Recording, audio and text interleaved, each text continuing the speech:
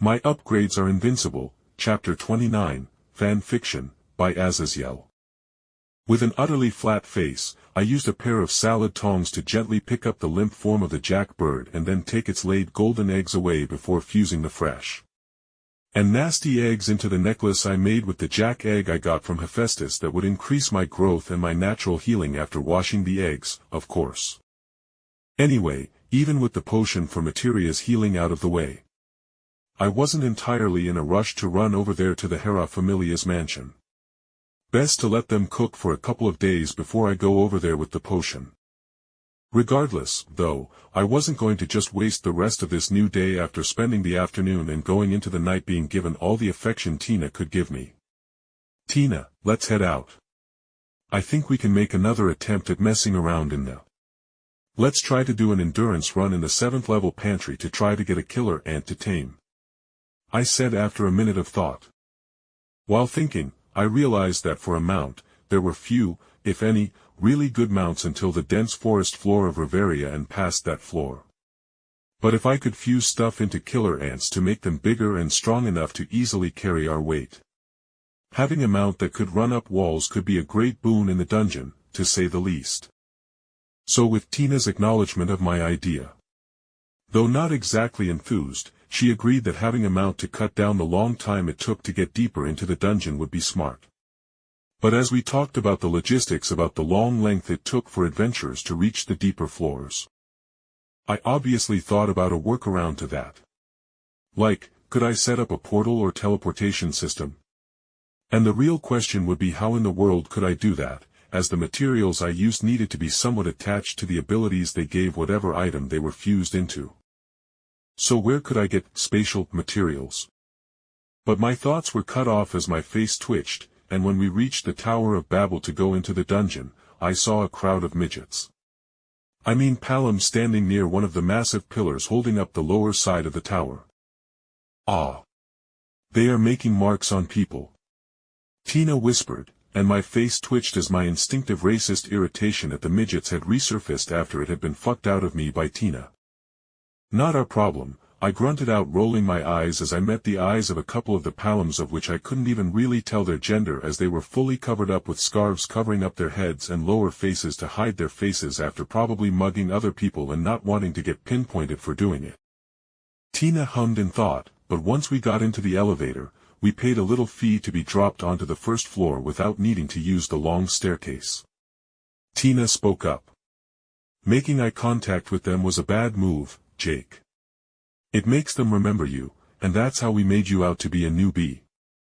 She advised me, and I raised an eyebrow, looking down at her and said flatly. And how did that go for you guys? I asked rhetorically.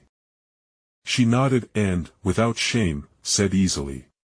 Yes, the coyotes met a lion, and as is right in this world, I submitted. But regardless, enough coyotes with poison fangs and claws can bring down a lion. She reminded me, and there was nothing wrong with her words, so I grunted in reply. This world of Damachi sucked. I wanted my low-end one where only Freya was the danger instead of a dozen familias with their level 6s and 7s. Going deeper into the dungeon, we followed the line of adventurers going into the dungeon, and without much issue, we made it to the deeper floors. But as we reached the deeper floor, Tina spoke up. Jake, I was thinking about what you said about having a killer ant mount. Wouldn't a hard-armored or even an infant dragon be better with their better potential with your fusion ability? She asked quietly. For a moment, I just twiddled with a war shadow claw before nodding with as her words rather correctly. As, at best, the killer ant could maybe summon more ants with its death cry ability, or maybe even buff other tamed killer ants. But a hard-armored was already a warhorse-sized armadillo creature with large, hard spikes covering its back like a sandslash from Pokemon. To say nothing of the flightless dragon and the infant dragon that could naturally breathe flames and had the bulk of, fuck you, I am a dragon. But in the end, I said wryly. Taming a hard-armored or infant dragon is very dangerous, Tina.